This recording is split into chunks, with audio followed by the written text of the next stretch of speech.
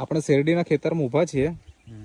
આ ખેડૂત ભાઈ છે અને આ એમના કાકા થાય છે. તમારું નામ શું? છત્રપાલભાઈ. તમારું નામ? વિક્રમભાઈ. આ જે ખેતર છે એ તમારું છે, બરાબર ને? અને આ જે ખેતર છે એ કોનું છે? એ સુમનભાઈ કરેલી છે. અચ્છા, મતલબ તમારા પડોશી ખેડૂત છે.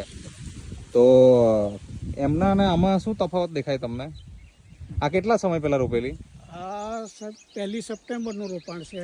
અચ્છા. અને મારું આ 23 સપ્ટેમ્બરનું રોપાણ છે. અચ્છા. હવે આ શેરડી છે તો એકદમ નાની દેખાય છે, હજી તો ગ્રોથ જ નથી. ના જોવા જઈએ તો આપણે કેટલી હાઈટ થઈ ગઈ છે? અંદર તમે જઈ શકો કે સાહેબ? ડબલ એનાથી ડબલ અંદર જઈ શકો કે? જોવો ને, જો ધીમે જાઓ ને.